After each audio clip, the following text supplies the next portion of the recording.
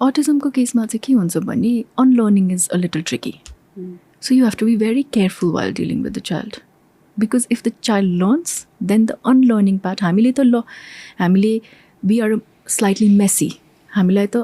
Okay, clean it up, clean up after you play. भन्यो भने हामी सिक्छौँ नि त, हामी सिक्छौँ.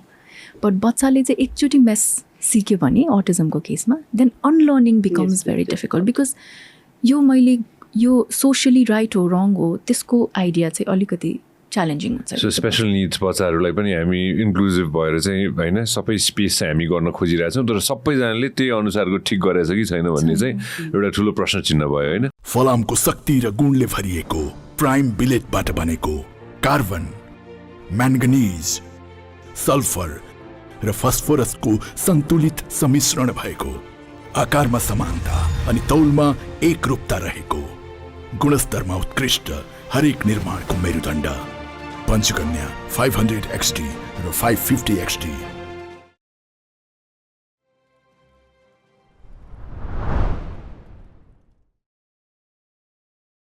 And I've seen literally preschoolमा बच्चालाई एउटा रुममा एकछिनलाई थुनेर राखेको. यो त रियाब भएछ त्यसमा, त रियाब भन्दा नि वर्स भएछ त्यसमा त म्याम होइन त एक हिसाबले भन्नुपर्दाखेरि होइन. इन्क्लुसिभको पोलिसी छ, you have to have inclusive भनेर चाहिँ छ. तर अब कसो छ भने अब ल्याएर राखेर मात्रै हुँदैन. किन अहिले चाहिँ autism is also on the rise. अहिले अरू पनि डिसेबिलिटी चाहिँ किनभने पहिला चाहिँ ओन्ली डिसेबिलिटी भने एउटा एमआर थियो, एसएल पाल्सी थियो, अरू कुनै थिएन. अब अहिले चाहिँ now is they labelled into different disabilities. अब त्यो डिसेबिलिटिजमा हामीले कतिजनालाई त कति पेरेन्ट्सले त they don't know which disability they have. त्यो डक्टर जानै खोज्दैन, लाज हुन्छ अनि के भनेर दे आर थिङ्स अनि जाँदैन. सो डिसेबिलिटी कुन छ भने प्रपर डायग्नोसिस भएको छैन कि अटिजम. अस्तिको बिचमा चाहिँ खालि अटिजम भनेर एडिएचडी हुनसक्छ अनि अस्ति चाहिँ एमआर मेन्टली रिटार्डेड भनेर आइरहेको थियो. अब अहिले के चाहिँ भएको छ, कुन चाहिँ एक्ज्याक्ट हो त्यो त कसैलाई त बोलेन भने अटिजम भन्छ, बोलेन भन्दैमा अटिजम होइन. अटिजम छ मेरो बच्चालाई भन्छ, त्यो बोल्दैमा अटिजम होइन. Speech delay is not autism. It just takes time. It takes sometimes when no one is communicating with him, he doesn't learn the language of speech. So त्यो भयो. तर अब त्यो अटिजम भनौँ त्यसरी राखेको छ. अब ट्रेनिङ नलिकन एउटा बच्चालाई राख्छौँ भने they don't know the fine things. Ma'am took so many weeks to train for that, just to know what it is about. We went for training just to know what it is about. It is such a vast thing. We don't know how to handle a child in a proper way. A month of training, yet मलाई the tip of the iceberg पनि थाहा छैन जस्तो लाग्छ कि. हजुर त्यसो गरी ma'am had gone, I had she gone. Has also gone. She's So we had gone. So because I wanted to I wanted to take an autistic child because inclusive tha. But when I went there, then it's so disheartening because we are so hopeless. We don't know the let's say we don't have the manpower, we don't have the training to help them, and that is our desire to help, let's say, children with needs. But unless you have the special ability, let's say training, and how do I help them? What do we do when they get hyper? What are the things to help them with? Because there's flashcards, there's things like ma'am, so many things that you need to do. And if you don't know those small techniques to help them, to build a rapport with them, if you don't know, then you cannot just keep them in a school.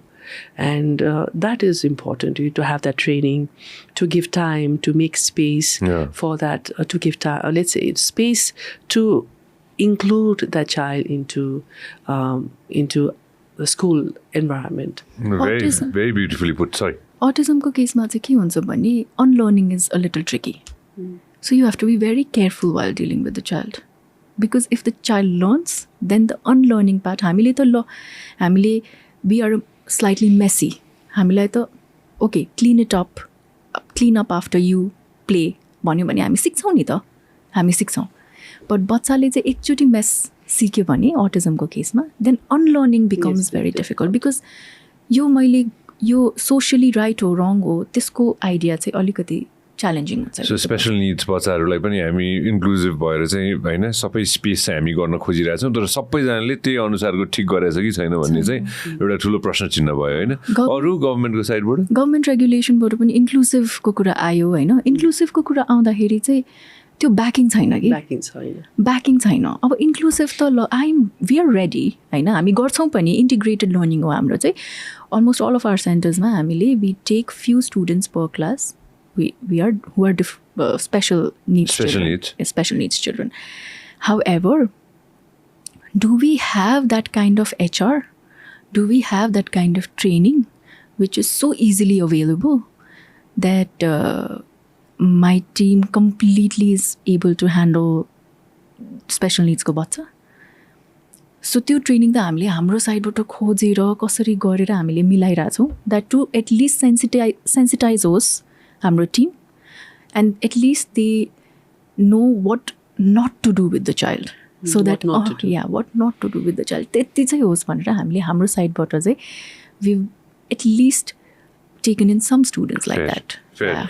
So कोही व्यक्तिले सुनिरहेछ र first franchise हामी पनि franchise लिउँ न त ल किड्जीको भन्यो भने what suggestion do you have first? First, most importantly, you don't see it as a business. Preschool is more education than business. व्यापारै चाहिँ बनाउनु भएन. मिल्दैन. अनि व्यापार बन्छ only if you are an educator first. Only if you are an educator first. True, Rajina ma'am, true isme? It's true because let me be very frank now. So they said, open a preschool and then you'll make money. That's what they said. I know. That's what they said. I told you. I talked about it. They said, paisa preschool खोलेपछि पैसा आउँछ school खोला भने. हुन्छ. So 10 जना बच्चा भएपछि हुन्छ भने. Then 10 जना भयो.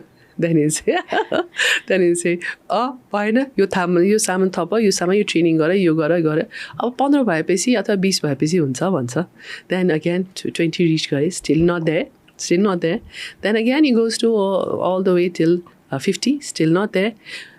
That is why it's not there, is because along with the education there are so many things to be done. We can't just say स्कुलमा ल्याएर राख अनि पढाउ छोड गऱ्यो भने चाहिँ maybe you'll make money, maybe you'll do very good, but for people who really want to do something for the child, it's not a business. So you really have to look at it in the point of view, how can I help this one child become like you, successful? How do I make this child go through the 4 years to make them, let's say, when they turn around, he might be, let's say, the biggest star of Nepal. Or the Prime Minister, who knows? I wouldn't like to say Prime Minister, but biggest personality of Nepal. Then, how do I do that? And to do that, the credit is ours, because ours is the foundation years. And if we don't give it right, then it's our failure on our part.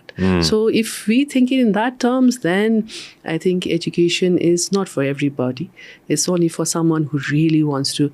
You have to have sleepless night. You have to have that, I want to do. So one child is giving trouble. How do we do it? So you have to sit around, talk about it. How do we do it? What is there that is lacking? What is bothering the child? What is bothering the child? There's so many things. So if we can do that, then please open the school, help them help children. Because we need that good education. But if you're just looking to make money, then my experience says no. Yes, of course. First part, like I said, you have to be sustainability ko kura pani cha ni ta. Some businesses grow slower, some boom. हैन अब education मा छिरिसकेपछि चाहिँ तपाईले हैन म भोलिदेखि नै profit कमाउँछु भन्ने माइन्डसेटबाट चाहिँ you can not go. First, you have to think about the child. मेरो cost बढे पनि this is right for the child. हाम्रोमा पनि there is this term called WRFC. What is right for child? What is right for child? So this is our main foundation. Everything else comes second. हैन अब after a certain time एउटा word of mouth राम्रो भइसकेपछि business wise पनि it is one of the best things you can do. अब कोही पेरेन्टले सुनिरहनु भएको छ रे अहिले हैन र अब भनौँ न कोही parent about to be parent हैन why choose Kidzee? So I'm pitching Kidzee to you. Sure.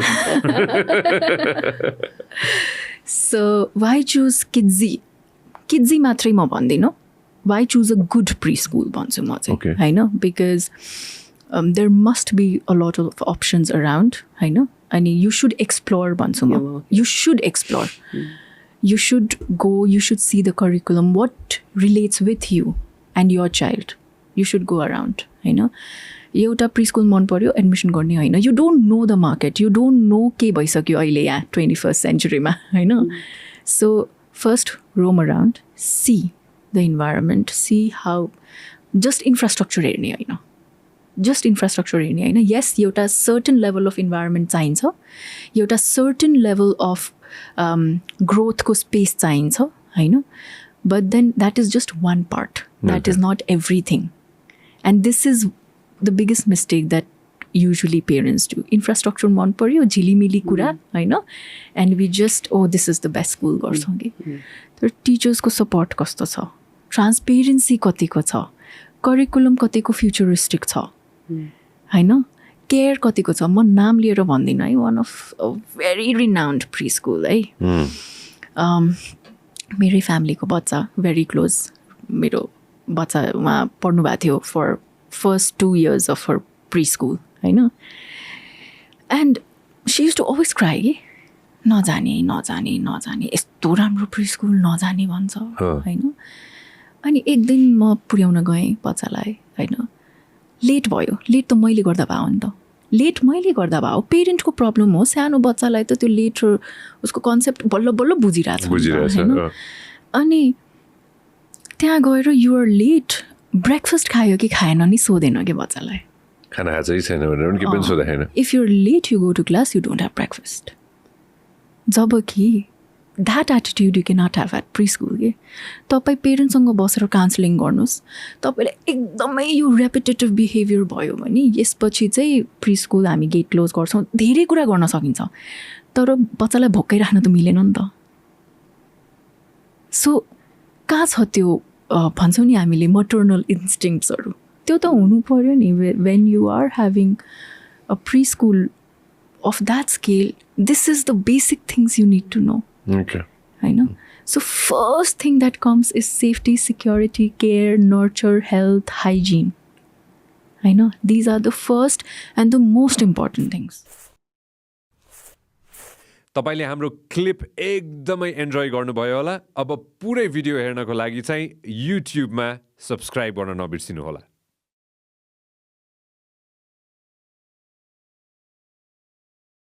Vyas media network